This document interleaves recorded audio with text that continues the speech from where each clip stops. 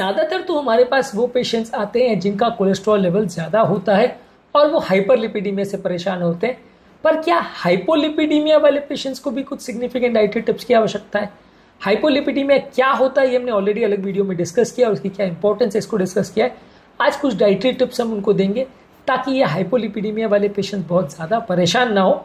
Obviously हाइपोलिपिडीमिया के treatment directly ये नहीं कि आप तेल पीना चालू कर दो, घी खाना चालू कर दो, तले गली चीज़ें खाना चालू कर दो, क्योंकि ये खाने से कुछ फ़ायदा तो होगा पर ये एक बहुत अनहेल्दी तरीका होगा इसको करने का।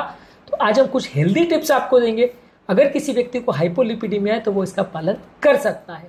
टॉपिक पर जाने से पहले जो लोग हमारे चैनल पर नए हैं उन्हें रिक्वेस्ट करूँगा कि चैनल को सब्सक्राइब करें, वीडियोस को लाइक करें, शेयर करें, फॉलो करें, कमेंट करें, पूरा।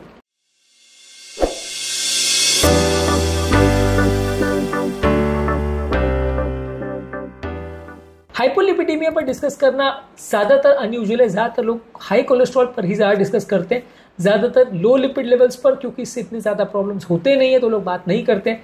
इसलिए ये एक्सक्लूसिव टॉपिक है, आपको शायद ही और किसी चैनल पर मिले। आज के टॉपिक पर जाने से पहले रिक्वेस्ट करूँगा कि वीडियोस को एंड तक देखें। तो बिना समय बिगाड़े चलिए शुरू करते हैं इंपॉर्टेंट वीडियो।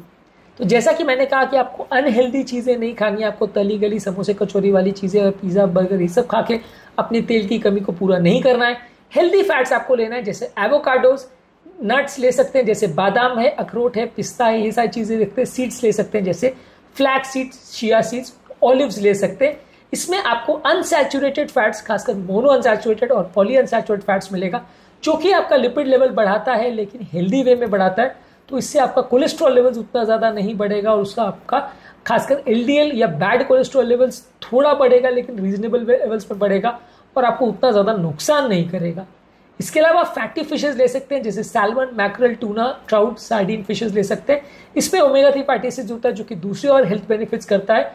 आपके लिपिड लेवल्स थोड़े ज़रूर बढ़ते हैं लेकिन अनहेल्दी वे में नहीं बढ़ते, हेल्दी वे में बढ़ते हैं। इसके अलावा कुकिंग ऑयल्स में आप ऑलिव ऑयल, एवोकाडो ऑयल और कैनोला ऑयल का प्रयोग कर सकते हैं। इसमें अनसैचुरेटेड फैट ज़्यादा होते हैं। ज़्यादा ट्रांस फैट्स और सैचुरेटेड फैट से भरे हुए ऑयल्स जैसे कोकोनट ऑयल और पाम ऑयल का प्रयोग नहीं करना चाहिए।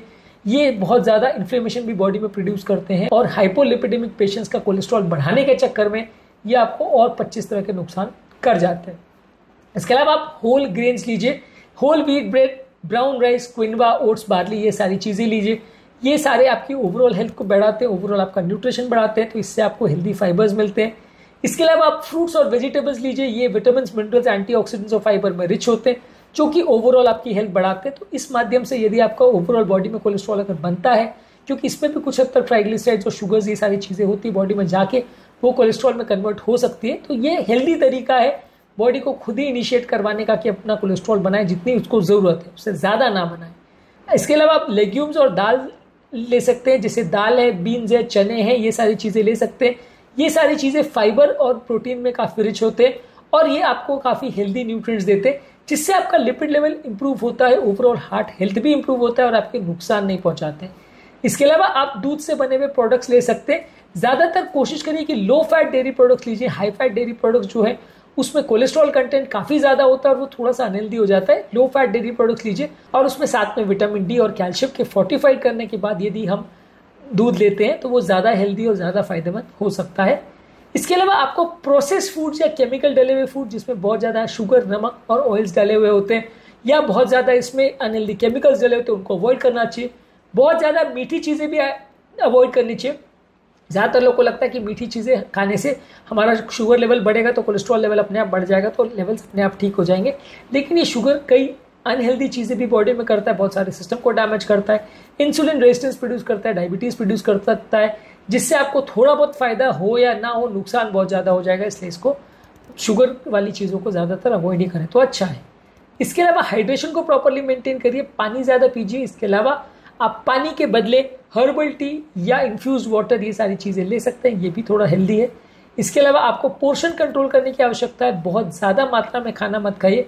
अगर कई लोग को ऐसा लगता है कि कोलेस्ट्रॉल लेवल्स को नॉर्मलाइज करने के लिए बहुत ज़्यादा मात्रा में खाना खा लेना चाहिए, उससे फ़ायदा हो जाएगा, तो वो भी एक गलत तरीका है, क्योंकि इससे आपका मोटापा बढ़ेगा और कोलेस्ट्रॉल बढ़े नहीं बढ़े आपका वजन बढ़ जाएगा, जिससे डायरेक्टली या इनडायरेक्टली आपको डिसएडवांटेज होगा। अल्कोहल के साथ भी यही है, अल्कोहल कुछ लोगों का कोलेस्ट्रॉल लेवल बढ़ाता है, लेकिन ये सबसे ज़्यादा अनहेल्दी तरीका है इसको करने का। यदि आप ज़्यादा मात्रा में अल्कोहल लेते हैं तो बहुत सारी बीमारियों को साथ में लेके आता है, जिससे आपको बहुत सारा तरह का नुकसान होगा।